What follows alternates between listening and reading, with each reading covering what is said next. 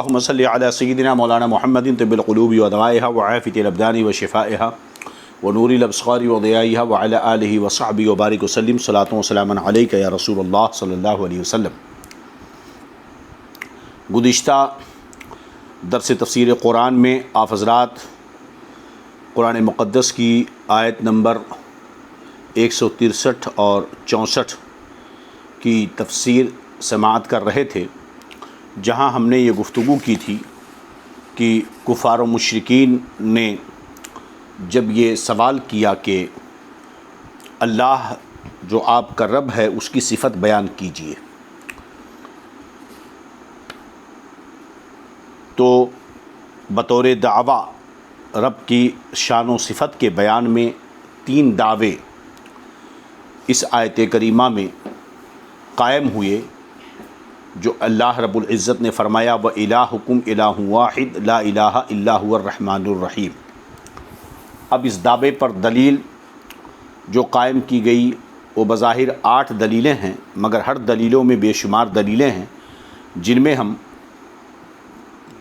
إِنَّ فِي خَلْقِ السَّمَاوَاتِ وَالْأَرْضِ وَاخْتِلَافِ اللَّيْلِ وَالنَّهَارِ، ان پر ہم نے تفصیلی گفتگو کی۔ اللہ رب العزت ہم سب کو اس کی برکتیں رحمتیں عطا فرمائے۔ اب اس کے بعد ہے وَالْفُلْكِ الَّتِي تَجْرِي فِي الْبَحْرِ بِمَا يَنْفَعُ النَّاسِ، اور کشتی کا دریا میں لوگوں کے فائدے لے کر جو چلتی ہے، یہ بھی دلیل ہے، یہ بھی دلیل ہے۔ اور اس کے بعد رب فرماتا ہے وَمَا أَنزَلَ اللَّهُ مِنَ السَّمَاءِ مِن مَّاءٍ فَأَحْيَا بِهِ الْأَرْضَ بَعْدَ مَوْتِهَا، یہ بھی ایک دلیل ہے۔ تو کشتی کا لوگوں کے بوجھ کو لے کر کے سمندر میں چلنا ہے نا، تو یہ بھی عجائب قدرت سے ہے۔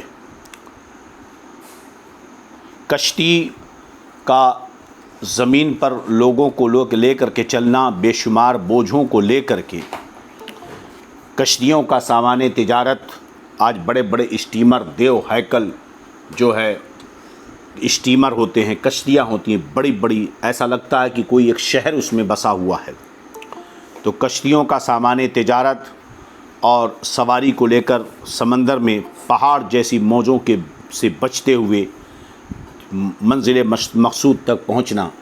آپ اگر کبھی سمندر کے کنارے گئے ہوں گے تو لہروں کی جو طاقت ہوتی ہے، طغیانی ہوتی ہے، وہ اتنی پاورفل اور طاقتور ہوتی ہے کہ اگر آپ اس میں ڈبکی لگائیں تو یہ لہریں اٹھا کر آپ کو کنارے پھینک دیتی ہیں، مگر کشتیاں اس پر بھاری بوجھ لے کر کے چلتی ہیں، یہ بھی دلائل قدرت سے ہے۔ آپ خود دیکھیں کہ ایک کنکر بھی پانی میں پھینکیں تو نیچے بیٹھ جائے گا، مگر انتہائی وزنی کشتیاں ہزاروں ٹن کے حساب سے مال لے کر کے سمندر کے سینے کو چیرتے ہوئے گزر جائیں اور ڈوبیں نہ، یہ اس خدائے وحدہ لا شریک کی کرشمہ سازی ہے، جس کے حکم کے بغیر ایک ذرہ بھی نہیں ہلتا ہے۔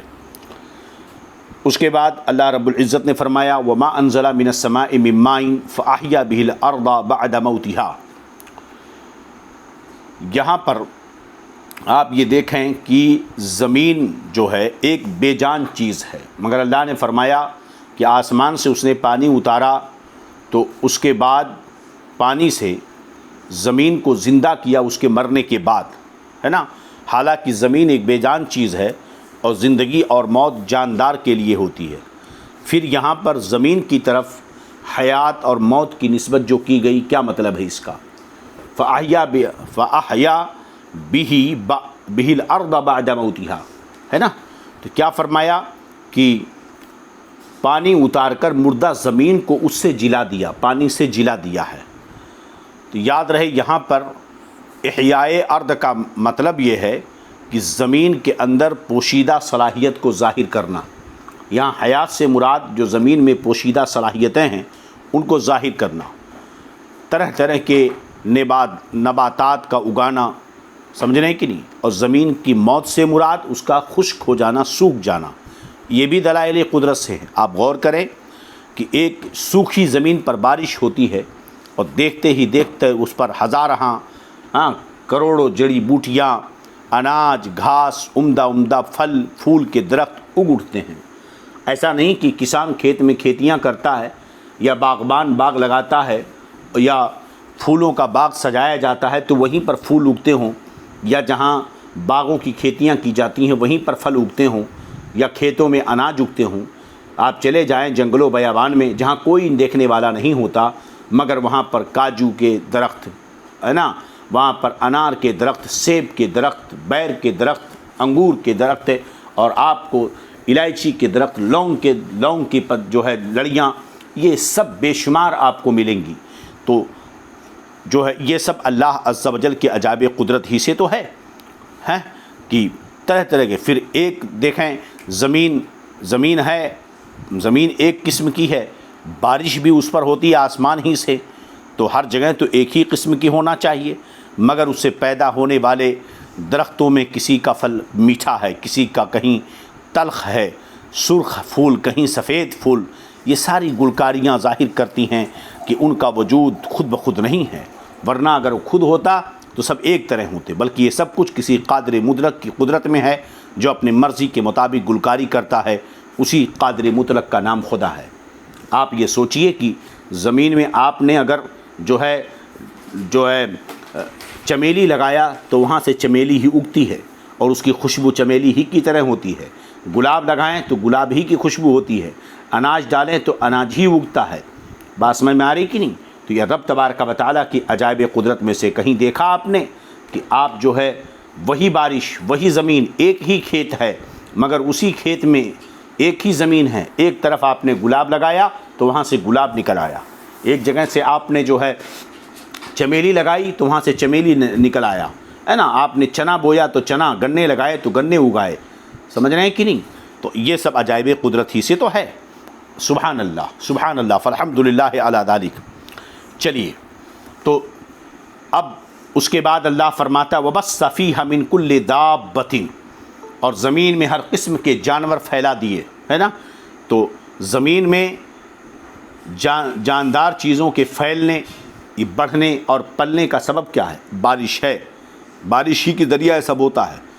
اب دیکھیں کہ جاندار کی دو قسمیں ہیں، ایک قسم تو ان جاندار کی ہے جو توالد اور تناسل کے طریقے پر پیدا ہوتے ہیں، سمجھ لیں کہ نر اور مادہ کے جوڑ سے پیدا ہوتے ہیں، جیسے آدمی اور گائے، گھوڑے، بیل، بھینس وغیرہ۔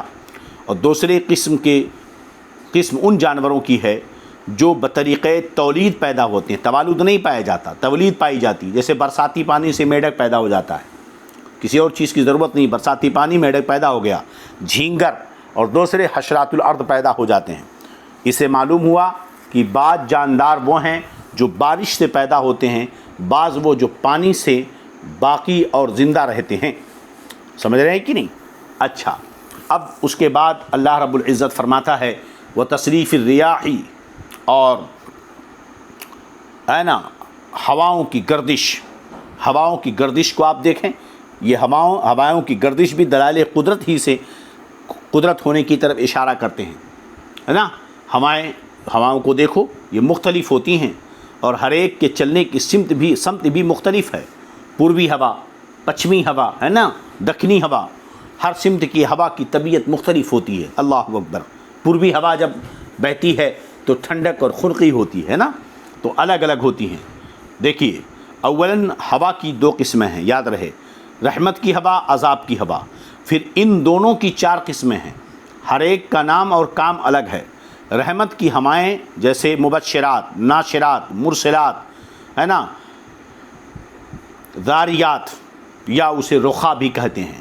اور عذاب کی ہواؤں میں آصف، قاصف، یہ دونوں بحری ہیں جو سمندر کی طرف سے آتی ہیں، آصف اور قاصف۔ اور عقیم اور سرسر یہ بری ہیں، سمجھ رہے ہیں کہ نہیں؟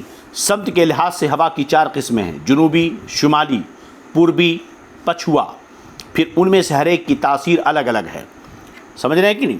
جنوبی ہوا کی طبیعت اور تاثیر گرم ہے، شمالی ہوا کی تاثیر سرد اور خشک ہے، صبا کی تاثیر گرم اور خشک ہے، دبور کی تاثیر سرد تر ہے۔ ہوا کی یہ تاثیرات اپنے جس خالق و مالک کی نشاندہی کرتی ہیں وہی خدا ہے۔ سبحان اللہ. ہوا ہے سب، ہوا تو سب کو ہوا کہیں گے، مگر ان کے درمیان اس قدر تاثیروں کا فرق کر دینا. آپ سمندر کو دیکھیں، سورہ رحمان میں مرج البحرین یلتقیان بینہما برزخ لا یبغیان.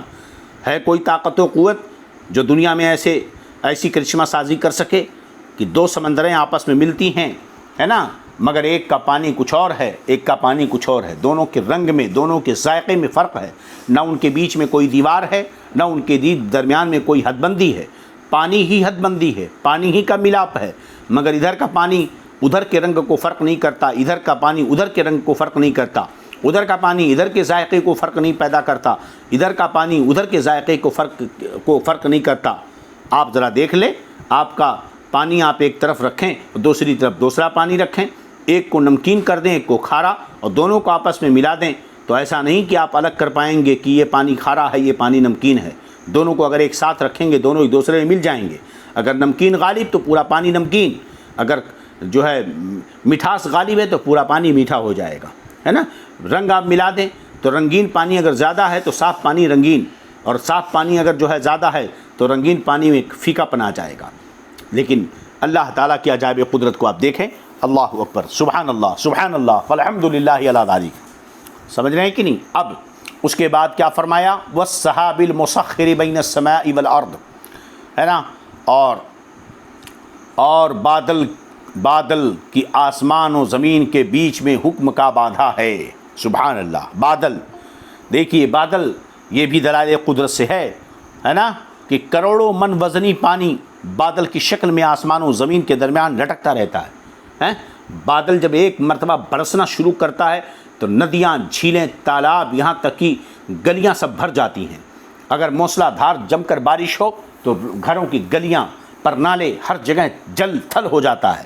کیا آپ دیکھتے نہیں ہیں کہ جب بارشیں ہوتی ہیں تو کھیتوں کے جل تھل پورے بھرے ہوئے ہوتے ہیں، اس قدر کہ جہاں دیکھو پانی ہی پانی نظر آتا ہے. یہ پانی تھا کہاں؟ بادلوں ہی میں تو تھا. اتنا وزنی پانی لے کر کے بادل آسمان و زمین کے درمیان معلق ہے. یہ کس کی قدرت ہے؟ نہ کسی زنجیر میں معلق ہے، نہ کسی میز پر رکھا ہے. پھر اسی بادل سے کبھی کبھی اس قدر پانی گرتا ہے کہ سیلاب آ جاتا ہے، آبادیاں تباہ ہو جاتی ہیں، کتنے علاقے بہہ جاتے ہیں. اور کبھی کبھی ایسی معمولی بارش ہوتی ہے کہ چاروں طرف شادابی، خوشحالی پھیل جاتی ہے. پھر اسی بادل سے بجلی گرجتی ہے جم کر کے، قوس قزح جو آسمان میں وہ نیلا دھنش کھڑا ہوتا ہے، غرضے کی بہت سے عجائبات ظاہر ہوتے ہیں. اس سے ثابت ہوتا ہے کہ دست قدرت اس کے پیچھے کام کر رہا ہے، ورنہ بادل کے اندر خود ان عجائبات کا پیدا ہونا محال ہے. سب تو بادل ہی ہیں، پھر ان میں طرح طرح کے عجائبات کیوں پیدا ہو رہے ہیں؟ سبحان اللہ، سبحان اللہ. یہ سب عقل والوں کے لیے کہتے ہیں. اللہ فرماتا ہے لآیات لقوم یعقلون، ان سب میں عقل مندوں کے لیے ضرور نشانیاں ہیں. عقل مندوں کے لیے ضرور نشانیاں ہیں. سمجھ رہے ہیں کہ نہیں؟ تو یہاں قدرت ربانی کے 8 نشانیاں بیان ہوئی ہیں. نمبر 1 آسمان و زمین کی پیدائش، نمبر 2 رات و دن کی تبدیلی، نمبر 3 کشتی کا دریا میں تیرنا، نمبر 4 بارش کا آسمان سے اترنا، نمبر 5 زمین کا بعد موت زندہ ہونا، نمبر 6 ہر قسم کے جانور کا زمین میں پھیلنا، نمبر 7 ہواؤں کی گردش، نمبر 8 بادلوں کا آسمان و زمین کے بیچ میں لٹکنا. سبحان اللہ، سبحان اللہ. یہ 8 امور یہاں پر ذکر کیے گئے، مگر ہم نے وضاحت اور تشریح کے ساتھ کتب تفسیر کے حوالے سے جو بہت ساری باتیں بتائیں. کیا ہر دلیلوں میں بے شمار دلیلیں نہیں پائی جاتی ہیں؟ سبحان اللہ، سبحان اللہ. فالحمد للہ القادر المطلق حی القیوم حنان المنان مدبر الامور مالک السماوات والارض وتعز من تشاء وتضل من تشاء وهو الذي بيده الخير بيده الملك وهو ربنا وربكم وإلهنا وإلهكم وإله رب العالمين وإله العالمين وهو ربنا ورب العالمين فالحمد لله ذلك الحمد لله رب العالمين. چلیے، ہے نا. تو جو حضرات قادر مختار کے علم و حکمت اور اس کی وحدانیت پر یہ ساری چیزیں برہان قوی ہیں، لہذا ان امور کی روشنی میں خدا کی وحدانیت پر، ہے نا، عقلی دلیل کا جو اجمالی ہے نا بیان تھا ہم نے کل کے درس میں حضور صدر الافاضل علامہ نعیم الدین مراد آبادی رحمۃ اللہ علیہ خلیفہ اعلیٰ حضرت کی زبانی ہم نے آپ کو بیان کر دیا. وہ عقلی دلیل تھی, یہ وہ ہے جو مشاہدے میں ہے. کل جو ہم نے بتایا تھا وہ عقلی دلیل تھی. آج جو ہم نے ذکر کیا یہ ہے ظاہر و باہر جو عیاناً ہماری نظروں کے سامنے ہے. چلیے سبحان اللہ والحمد للہ سبحان اللہ وبحمدہ سبحان اللہ العظیم. اب یہاں پر ایک سوال پیدا ہوتا ہے. اللہ فرماتا ہے اس میں ان سب میں عقل مندوں کے لیے ضرور نشانیاں ہیں, ہے نا. سوال یہ پیدا ہوتا ہے کہ عقل تو سارے انسانوں کے پاس ہے, مگر مذکورہ جو چیزیں ہیں ان میں بہت سارے انسانوں کے لیے اللہ کی وحدانیت پر کوئی دلیل نہیں ہے. بھئی عقل والوں کے لیے نشانیاں ہیں نا, تو سب کے پاس تو عقل ہے, حالانکہ بہت سارے لوگ اس میں اللہ کی وحدانیت پر دلیل نہیں پاتے. دہریہ سائنسداں کہتے ہیں یہ سب تو زمینوں کا آپس میں تعلق ہے, حالات ستاروں کا, یہ مقناطیسیت ہے نا, زمین کا اختلاط, ہواؤں کی گرمی کی جب ہوائیں جا کر کے بنگال کی پوربی گھاٹیوں سے ٹکراتی ہیں تو ہوائیں ٹھنڈی ہوتی ہیں, پھر بارش ہوتی ہے, یہ ہوتا ہے. بہت ساری دلیلیں دی جاتی ہیں, آپ نے جو سماجی وگیان وغیرہ میں پڑھا ہوگا. مگر تو کفار و مشرکین یہود و نصارہ کے لیے تو اس میں دلیلیں نہیں ہیں, ورنہ وہ مان لیتے. پھر اللہ تعالیٰ کے ارشاد کا کیا مطلب لآیات لقوم یعقلون, یہ اس میں عقل والوں کے لیے نشانیاں ہیں. سمجھ رہے کہ نہیں؟ یاد رہے اس کا جواب یہ ہے کہ یہاں یعقلون یتدبرون کے معنی میں ہے. لآیات لقوم یعقلون یہ یتدبرون کے معنی میں ہے. یتدبرون کہ تدبر ہی عقل کا ثمرہ ہے, غور و فکر. یعنی مذکورہ امور میں نشانیاں ان لوگوں کے لیے ہیں جو اپنے عقل کو صحیح طور پر استعمال کرتے ہیں اور مذکورہ امور میں غور و فکر کرتے ہیں. ایسے ہی لوگ عقل میں حقیقت میں عقل مند ہیں. سمجھ رہے ہیں کہ جو عقل ہے اور اس میں غور و فکر کریں انہیں عقل مند کہا جائے گا. کفار و مشرکین یہود و نصارہ جو موضوع ان ساری چیزوں میں غور و فکر نہیں کرتے وہ لا یعقل کی منزل میں نہیں ہیں. یعنی وہ لا یعقل کی منزل میں ہیں, انہیں عقل نہیں ہے. یعنی نشانیاں تو ہیں مگر انہیں وہ سمجھنے سے قاصر ہیں, وہ اس کو سمجھنے سے قاصر ہیں. بات سمجھ میں آ رہی کہ نہیں؟ تو یہ جو اشارہ ہے. چلیے اب اللہ رب العزت آگے کی آیت میں ارشاد فرماتا ہے اعوذ باللہ من الشیطان الرجیم بسم اللہ الرحمن الرحیم ومن الناس من يتخذ من دون اللہ اندادا یحبونہم کحب اللہ ومن الناس من يتخذ من دون اللہ اندادا یحبونہم کحب اللہ والذین آمنوا اشد حبا للہ ولو يرى الذين ظلموا اذ يرون العذاب ان القوة لله جميعا وان الله شديد العذاب. اللہ فرماتا ہے ومن الناس من يتخذ من دون اللہ اندادا, اور کچھ لوگ اللہ کے سوا اور معبود بنا لیتے ہیں. یحبونہم کحب اللہ کہ انہیں اللہ کی طرح محبوب رکھتے ہیں. والذین آمنوا اشد حبا للہ, اور ایمان والوں کو اللہ کے برابر کسی کی محبت نہیں ہے. وَلَوْ يَرَى الَّذِينَ ظَلَمُوا يَرَوْنَ الْعَذَابَ, اور کیسے ہو اگر دیکھیں ظالم وہ وقت جب کہ عذاب ان کے سامنے آنکھوں کے سامنے آئے گا. کیا ان القوۃ للہ جمیعا, اس لیے کہ سارا زور خدا کو ہے, ساری قوت و طاقت خدا کی ہے. وَأَنَّ اللَّهَ شَدِيدُ الْعَذَابِ, اور اس لیے کہ اللہ کا عذاب بہت سخت ہے. اس آیت کریمہ میں اللہ عز و جل ارشاد فرماتا ہے کہ کچھ لوگ وہ ہیں جو خدا کے علاوہ دوسرے کو معبود بنا لیتے ہیں. اللہ سے جس طرح محبت کرنی چاہیے وہ اپنے جھوٹے خداؤں سے محبت اور پیار کرتے ہیں. لیکن ایمان والے وہ ہیں جو اللہ کے علاوہ کسی سے پیار, اللہ کے برابر کسی سے محبت نہیں کرتے. یہ ظالم لوگ جب عذاب دیکھیں گے اپنی آنکھوں سے تو جان جائیں گے کہ ساری قوت و طاقت اللہ کی ہے اور یہ کہ اللہ کا عذاب بہت سخت ہے. بات سمجھ میں آ رہی کہ نہیں؟ تو اب اس سے پہلے کی آیت میں اللہ نے تعالیٰ نے اپنے وجود, علم, قدرت اور وحدانیت پر دلائل دیا. اب فرما رہا ہے کہ ان عظیم اور واضح دلائل کے ہوتے ہوئے بعض لوگ غیر اللہ کو اللہ کا شریک بناتے ہیں. یاد رہے اندادن ہے نا, ومن الناس من يتخذ من دون اللہ اندادن. اندادن سے مراد وہ بت ہیں جن کی مشرکین اللہ کی طرح عبادت کرتے تھے. جس طرح مومنین اللہ سے حق کی بنا پر محبت کرتے ہیں یہ مشرکین بتوں سے بربنا باطل کی بنیاد پر محبت کرتے ہیں۔ اچھا، ایک قول یہ بھی ہے کہ انداد سے مراد ان کے کافر پیشوا ہیں جن کی وہ اللہ کی نافرمانی میں اطاعت کرتے ہیں، اور جتنی محبت مشرکین اپنے بتوں سے کرتے ہیں ان سے کہیں زیادہ محبت مومنین اللہ سے کرتے ہیں، بلکہ مومن سب سے زیادہ اللہ سے محبت کرتا ہے اور اس کی تعظیم اور تقدیس کرتا ہے، پھر رسول اللہ صلی اللہ علیہ وسلم سے محبت کرتا ہے اور آپ کی تعظیم اور توقیر کرتا ہے، پھر اپنے والدین کی تعظیم و اطاعت کرتا ہے، اس کے بعد اپنے نفس سے محبت کرتا ہے، پھر اس کے بعد اپنے اہل و عیال و اقربا اور پڑوسیوں اور عام مسلمانوں سے محبت کرتا ہے۔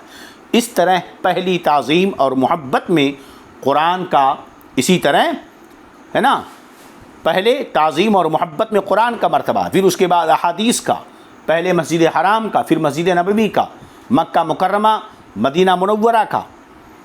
بات سمجھ میں آ رہی کہ نہیں؟ ہاں، البتہ رسول اللہ صلی اللہ علیہ وسلم کے دعا کے مطابق مدینہ منورہ مکہ مکرمہ سے زیادہ محبوب ہے، اور جس جگہ رسول اللہ صلی اللہ علیہ وسلم کا جسد اطہر ہے، آرام فرما ہے، وہ جگہ کائنات کی ہر جگہ سے افضل ہے۔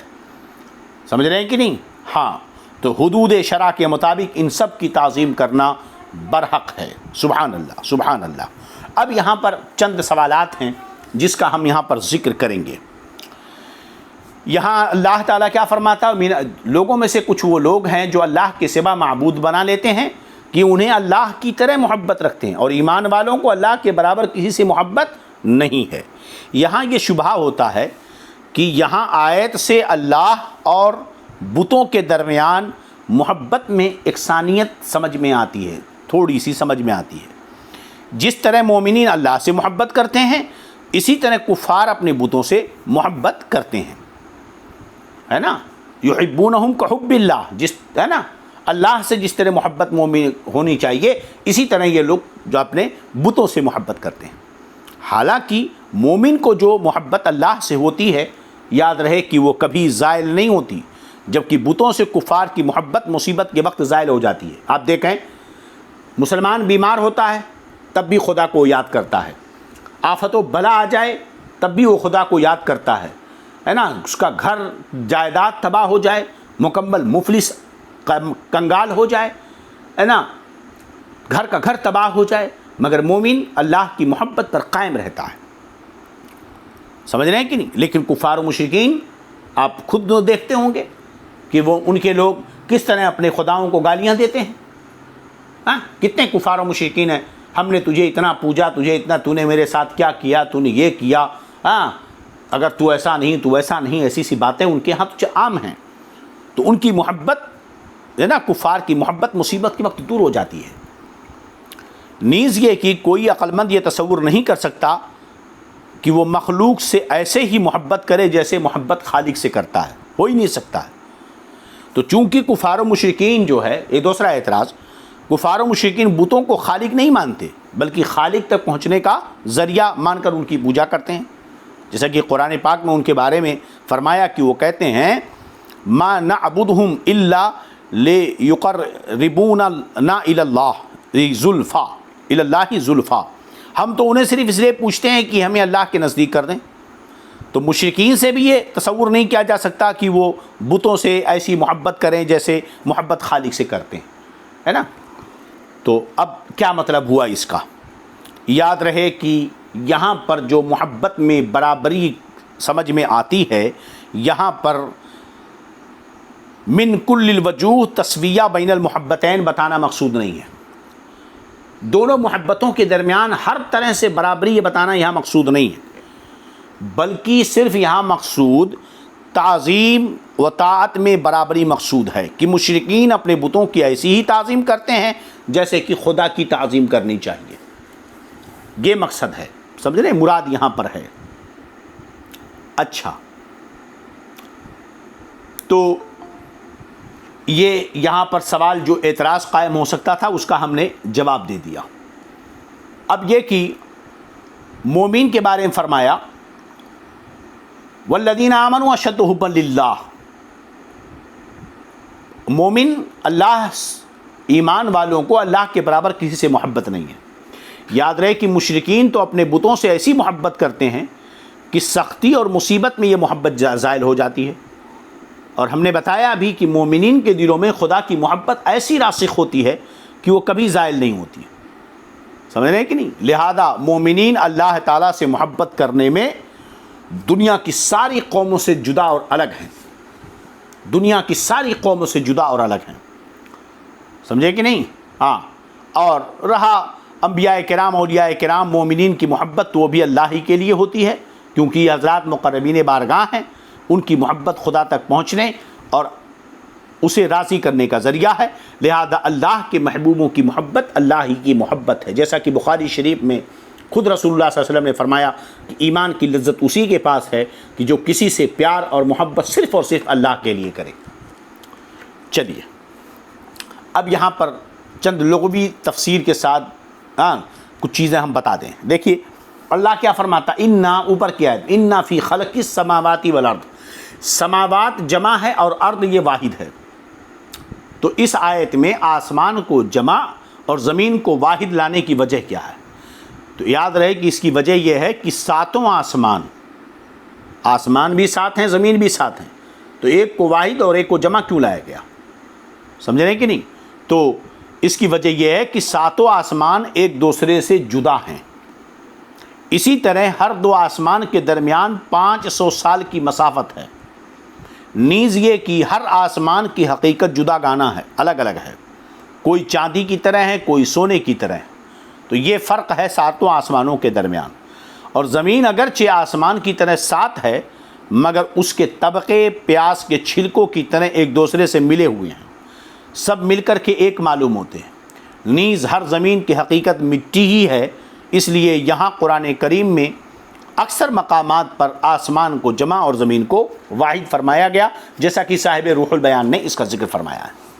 چلیے اب اس کے بعد آیت کریمہ میں دوسری چیز ہے واختلاف اللیل والنہار، رات کو مقدم کیا ہے نا اور دن کو مؤخر کیا، تو لیل کی تقدیم یعنی پہلے لیل کا ذکر ہے پھر دن کا ذکر ہے، سمجھ رہے ہیں کہ نہیں؟ یہ اس لیے کہ لیل کا جو وجود ہے رات کا یہ دن کے وجود پر مقدم ہے، کیونکہ ظلمت نور سے پہلے ہے، جیسا کہ علامہ سعوی نے اس کو ذکر فرمایا۔ چلیے بارش نہ ہونے سے خشکی کے بہت سارے جانور مر جاتے ہیں، یہ بھی یاد رہے، اور پانی میں مچھلیاں اگرچہ بارش نہ ہونے سے مرتی تو نہیں ہیں مگر اندھی ہو جاتی ہیں، جیسا کہ صاحب تفسیر عزیزی نے اس کا ذکر فرمایا۔ چلیے اب ایک بات اور ہم یہاں پر ذکر کر دیں، چند چیزیں یہاں پر ہیں۔ یہاں پر محبت کا ذکر کیا گیا، تو محبت کہتے کسے ہیں؟ محبت ایک قسم کا ارادہ اور خواہش ہے نا، جو ممکن الوجود چیزوں سے متعلق ہوتا ہے، کیونکہ محبت نام ہے لذیذ شے کی طرف طبیعت کے میلان کا، لذیذ شے کی طرف جو چیز لذت والی ہو، کسی اعتبار سے اس کے اندر لذت پائی جائے، اس کی طرف طبیعت کے میلان کا۔ اور دوائی محبت میں جو چیزیں ذکر کی گئیں، مفسرین نے محدثین نے ذکر فرمایا، وہ یہ ہے سب سے پہلا حسن و جمال، پھر ہے فضل و کمال، پھر ہے جاہ و جلال، ہے نا، تو یہ چیزیں پائی جانی چاہیے۔ ان میں سب سے اہم چیز جو محبت کا سبب بنتی ہے وہ ہے حسن و جمال، جیسا کہ علامہ غزالی نے اس کو ذکر فرمایا کہ خوبصورتی کی وجہ سے، حسن و جمال کی وجہ سے دل کا میلان سب سے زیادہ آگے بڑھتا ہے۔ چلیے تو اب یہ لذیذ شے کی طرف طبیعت کا میلان، جیسے کسی کی حسن و جمال، جود و نوال، جاہ و جلال کو دیکھ کر دل اس کی طرف مائل ہو جائے، تو یہی محبت ہے۔ اور اللہ تعالیٰ چونکہ ممکن نہیں بلکہ واجب ہے، لہذا اس کی طرف محبت کی نسبت درست نہیں ہونی چاہیے، ہے نا۔ دوسرا یہ کہ مسلمان اولیاء انبیاء کی محبت کو الحب للہ سے تعبیر کرتے ہیں اور اسے اخروی نجات کا ذریعہ تصور کرتے ہیں۔ مشرکین بھی بتوں سے اسی لیے محبت کرتے ہیں کہ انہیں خدا تک رسائی کا ذریعہ سمجھتے ہیں، سمجھ رہے ہیں کہ نہیں؟ مومنین اولیاء کرام انبیاء کرام صلحاء بزرگان دین سے محبت کرتے ہیں، کیوں محبت کرتے ہیں؟ کیونکہ ہے نا یہ اللہ الحب للہ ہے اور اس سے اخروی نجات کا ذریعہ ہے، تو مشرکین بھی تو بتوں سے اسی طرح محبت کرتے ہیں۔ ہم نے ابھی اس سے پہلے ذکر کیا، تو چاہیے کہ بتوں سے مشرکین کی محبت بھی شرک نہ ہو، بتوں سے مشرکین کی محبت یہ شرک نہ ہو، ہونا تو یہی چاہیے۔ تیسری چیز یہ ہے کہ بعض مشرکین مثلاً سادھو سنت جوگی وغیرہ ایسے چلے مارتے ہیں، محنت اور ریاضت کرتے ہیں کہ بہت سارے مومنین اس قدر اور ایسی ریاضتیں نہیں کر پاتے۔ ظاہر ہے کہ کفار کی ریاضتیں ان کے معبودان باطلہ کی محبت ہی میں ہوتی ہے۔ پھر اس ارشاد کا کیا معنی کہ مومنین کی محبت ان کی محبت سے زیادہ قوی ہے؟ مومنین کی محبت اللہ تعالیٰ سے کفار کی محبت سے زیادہ قوی ہے۔ حالانکہ ہم یہ دیکھتے ہیں کہ بہت سارے جوگی سادھو سنت جو ہے مومنین سے حد سے زیادہ بڑھ کر کے وہ جو ہے چلا چپاٹ کرتے ہیں، محنت ریاضت کرتے ہیں۔ تو اب یہ چند سوالات تھے جس کا ہم نے یہاں پر ذکر کیا، تو چونکہ اس میں ایک بہت اہم سوال ہے جناب جو وہابیہ دیا بنا کرتے ہیں، غیر مقلدین کرتے ہیں، ہے نا، کہ ہم یہ خواجہ اجمیری، غوث پاک، اعلیٰ حضرت، ہے نا، ان بزرگوں سے جو محبت کرتے ہیں اسی لیے نا کہ ہم اللہ کے قریب ہو جائیں۔ تو ایسی ہی محبت تو کفار و مشرکین بتوں سے کرتے تھے۔ کفار و مشرکین بتوں کو اپنا خدا نہیں مانتے تھے، وہ کہتے تھے ہم ان سے محبت، تعظیم، عزت اس لیے کرتے ہیں تاکہ ہم اللہ کے قریب ہو جائیں، یا اللہ کے ہاں ہماری کل بخشش کروائیں گے۔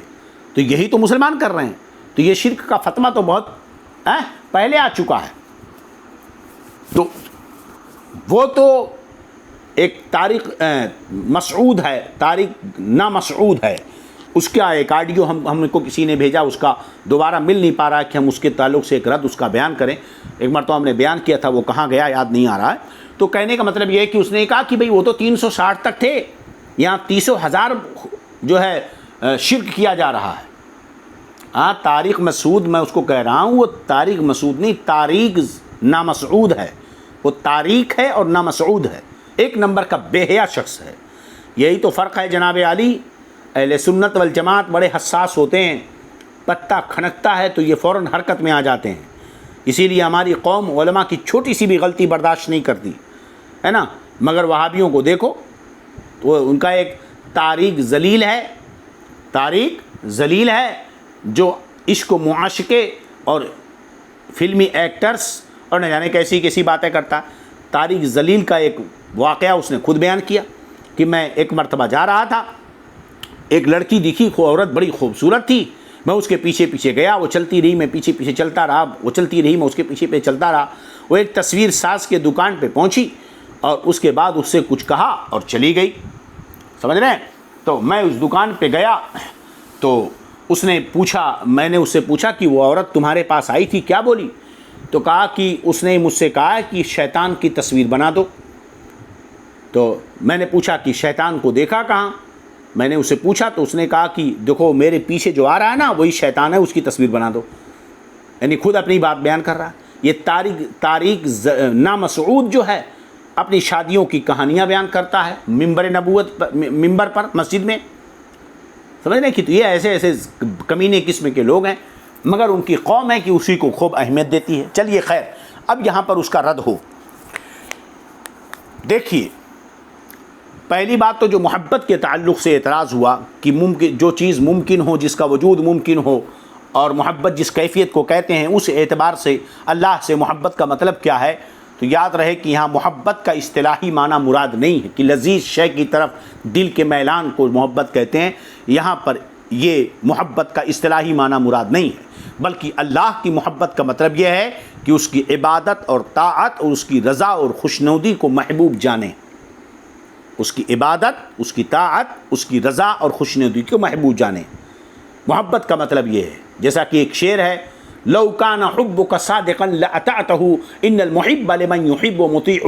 اگر یقیناً تیری محبت سچی ہے تو ان کی اطاعت و فرما برداری کرتا، اس لیے کہ انسان محب جس سے محبت کرتا ہے، محب اپنے محبوب کا فرما بردار ہوا کرتا ہے۔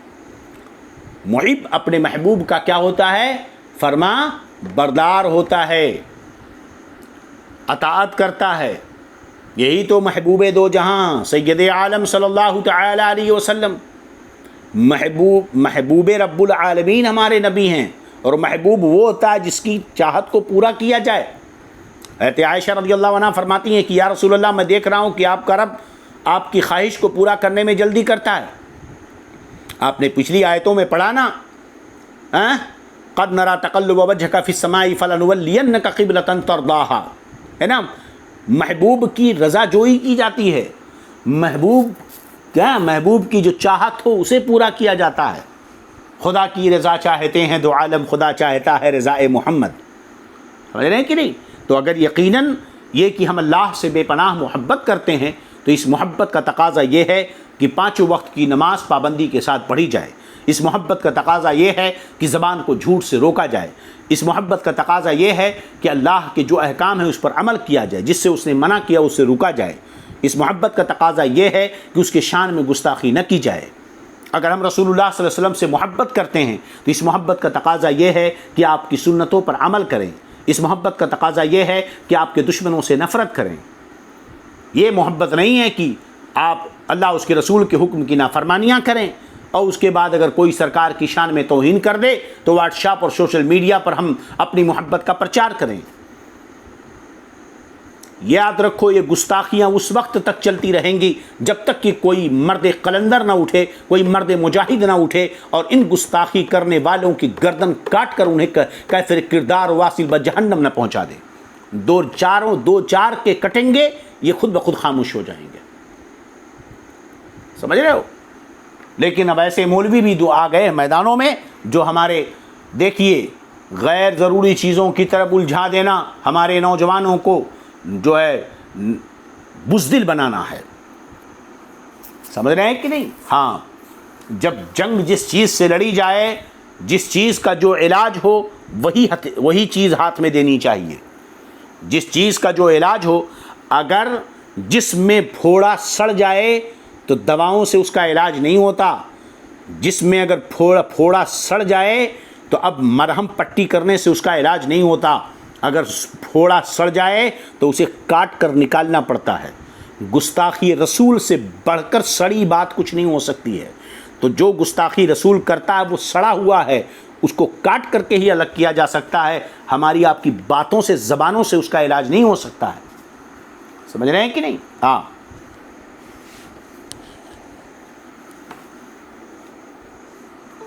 تو ہونا تو یہ چاہیے کہ وہ کروں تیرے نام پہ جاں فدا, نہ ایک جان دو جہاں فدا, 2 جہاں سے بھی نہیں جی بھرا, کروں کیا کروڑوں جہاں نہیں. یہ صرف پڑھیں مت, کوئی تو مرد قلندر کھڑا ہو جائے, کوئی تو مرد مجاہد کھڑا ہو جائے. کیا مجاہدین جب میدان جنگ میں جاتے تھے تو بھی بچوں کو, اپنے خاندان والوں کو کس کے سہارے چھوڑ کے جاتے تھے؟ تمہیں کر دیا اللہ اس کے رسول کے سپرد. سمجھ رہے ہیں کہ نہیں؟ ہاں, یا تو جان دے دیں گے یا جان لے لیں گے. اگر جان لینے میں جان جاتی ہے تو جانے دو. سمجھ رہے ہیں کہ نہیں؟ تو جب تک یہ قدم نہیں اٹھے گا تو کچھ نہیں ہوگا. اسی لیے ہم جو ہے کمنٹ کرنے, اس سوشل میڈیا پر اس کے خلاف ایکشن لینے, کس کے پاس تم دہائی لینے جا رہے ہو؟ کس کے پاس تم دہائی لینے جا رہے ہو؟ چور کے چوری کی فریاد آپ چور کے پاس کرنے جا رہے ہو. گستاخ کے رسول کے خلاف جو ہے ایکشن لینے کے لیے گستاخ رسول کے پاس جا رہے ہو. آپ ڈاکو کو سزا دینے کے لیے آپ ڈاکو کے پاس جا رہے ہو. شرابی کی شکایت آپ شرابی سے کرنے جا رہے ہو.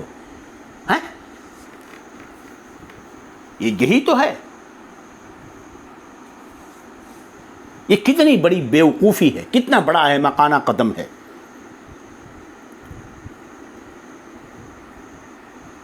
کیا نہیں دیکھ رہے ہیں کہ ہماری آوازیں نقار خانے میں طوطی کی طرح ہو رہی ہیں بس؟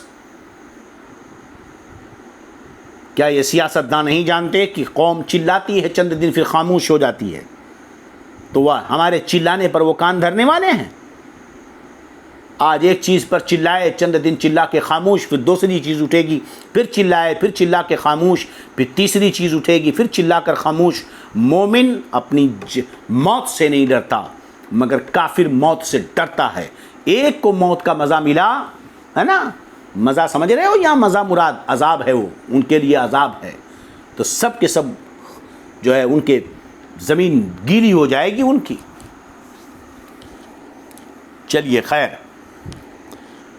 تو ہم کیا ذکر کر رہے تھے؟ تو یہاں پر رضا اور خوشنودی مراد ہے۔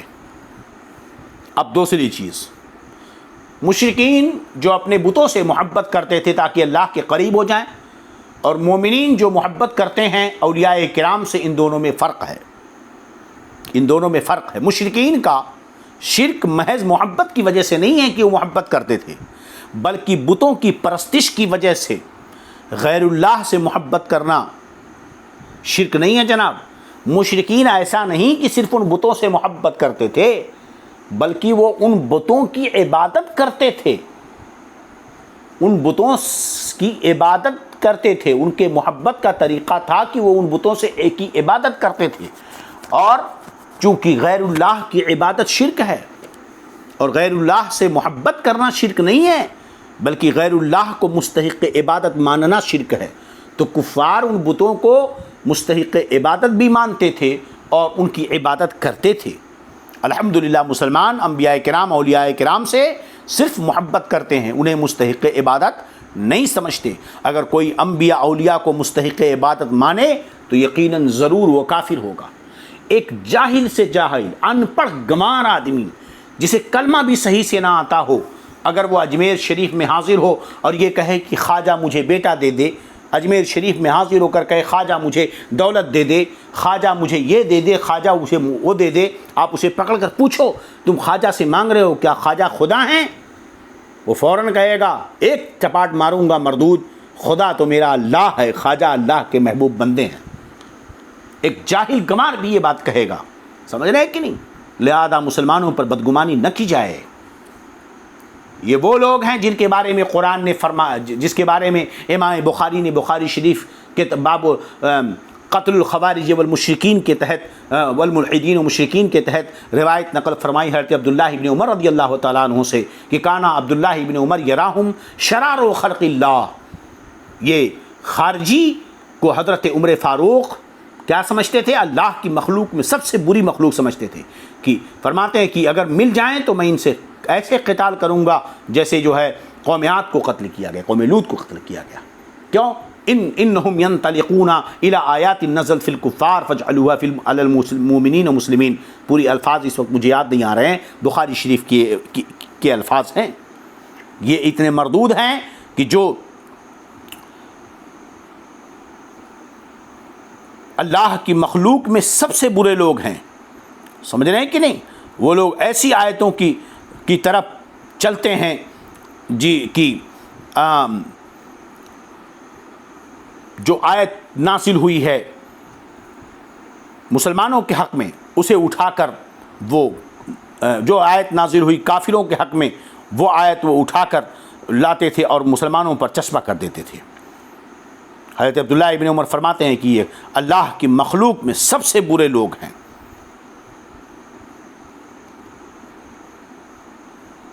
میں وہ عبارت جو ہے آپ کو بخاری شریف کی پیش کر دیتا ہوں۔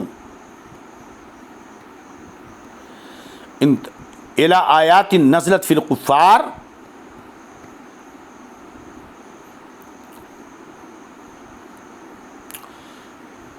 جو آیت جو ہے کافروں کے حق میں نازل ہوئی اسے وہ مسلمانوں پر فٹ کرتے تھے۔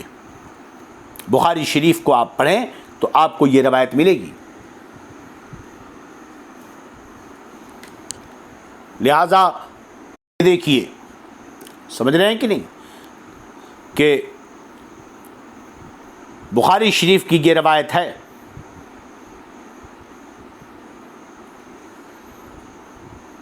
کہ حضرت عبداللہ ابن عمر رضی اللہ تعالی عنہ اس تعلق سے فرماتے تھے کہ یہ اللہ کی مخلوق میں سب سے برے لوگ ہیں۔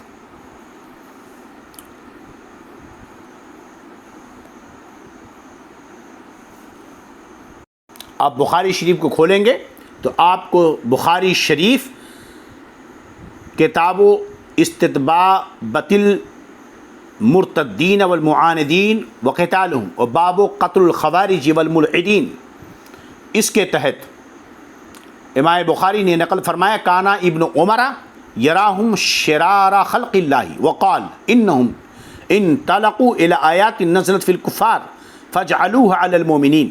حضرت عبداللہ ابن عمر رضی اللہ عنہما انہیں بدترین مخلوق سمجھتے تھے اور فرماتے تھے کہ یہ وہ لوگ ہیں جو کفار کے حق میں نازل ہونے والی آیات کا اطلاق اہل ایمان پر کرتے ہیں. سمجھ رہے کہ نہیں؟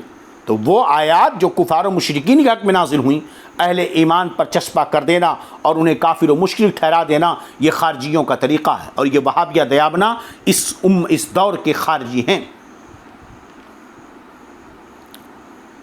بات سمجھ میں آ رہی کہ نہیں؟ چلیے خیر، تو اب یہاں پر بات سمجھ میں آ گئی کہ اللہ کے علاوہ کسی اور سے محبت کرنا ہے نا، یہ شرک نہیں ہے. ہاں، مستحق عبادت جاننا یہ شرک ہے، اور جو ہے کفار و مشرکین انہیں مستحق عبادت سمجھتے تھے. اچھا، اب تیسری چیز یہ تھی کہ کفار و مشرکین میں بہت ایسے ہیں جو بے پناہ اپنے باطل خداؤں سے محبت کرتے ہیں، ہے نا.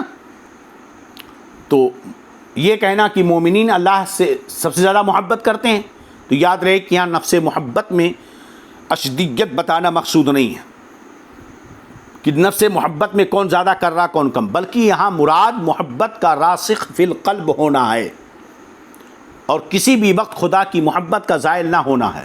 اور مسلمان کے دل سے کبھی بھی اللہ کی محبت زائل نہیں ہوتی. رہے سادھو اور جوگی جو 24 گھنٹے رام رام کا مالا جپیں، ہے نا، وہ بھی سخت پریشانی میں بھول جایا کرتے ہیں اور خدا کو یاد کرنے لگتے ہیں، اور سارے دیوتاؤں کی محبت ان کے دلوں سے زائل ہو جاتی ہے. لہذا کفار کے مقابلے میں مومنین کی محبت قوی ہے اور اس کے لیے زوال نہیں ہے. اللہ رب العزت ہمارے دلوں میں اللہ اپنی محبت اور اپنے حبیب کی محبت رسا بچا دے. چلیے اب آگے اللہ فرماتا ہے، اب آیت ہم مکمل کر دیں، وقت تو زیادہ ہوا مگر مکمل کرتے ہیں. فرماتا ہے وَلَوْ يَرَى الَّذِينَ ظَلَمُوا إِذْ يَرَوْنَ الْعَذَابَ أَنَّ الْقُوَّةَ لِلَّهِ جَمِيعًا. اللہ فرماتا ہے کہ اگر یہ ظالم دنیا میں اس عذاب کو جان لیتے،